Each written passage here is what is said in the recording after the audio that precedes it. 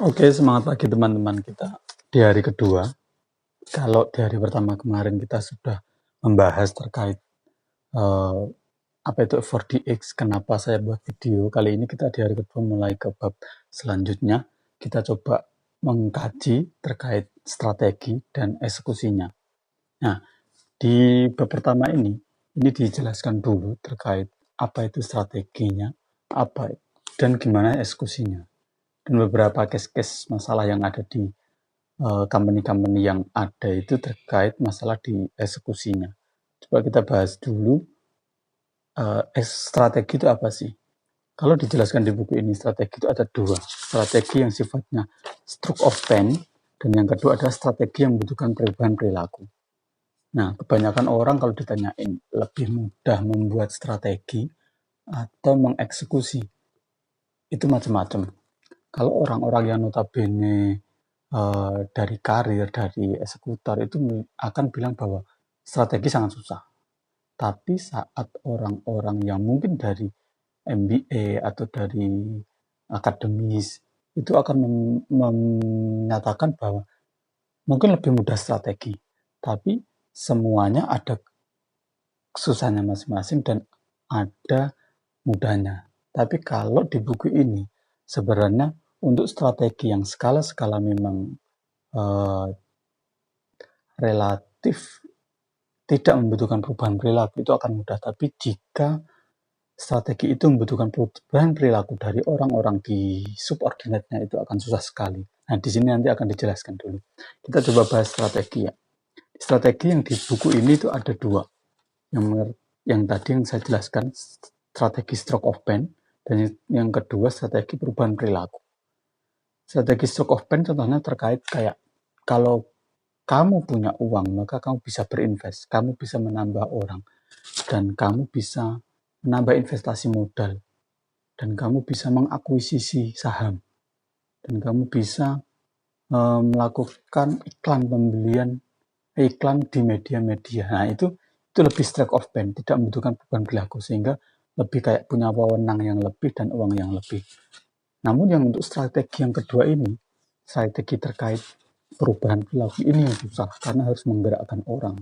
Contoh terkait perbaikan layanan pelanggan, kualitas yang lebih tinggi, respon yang lebih cepat, konsistensi operasional, dan pendekatan konsultatif.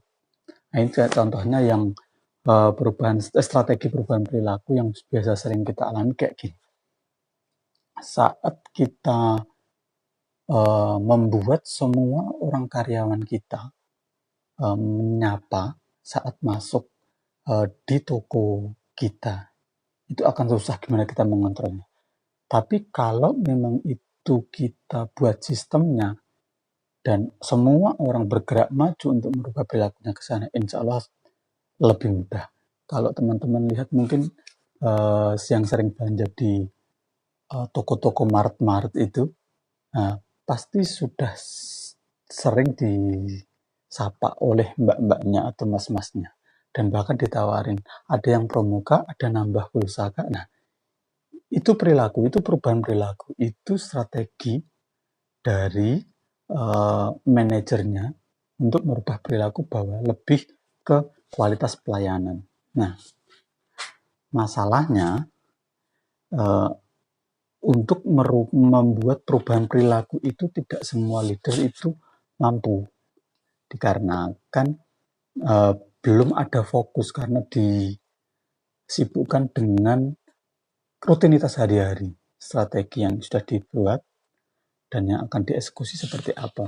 Di sini dibahas juga terkait mengeksekusinya dari strategi yang ada itu yang hubungannya dengan perilaku itu dikasih metode yang namanya 4DX.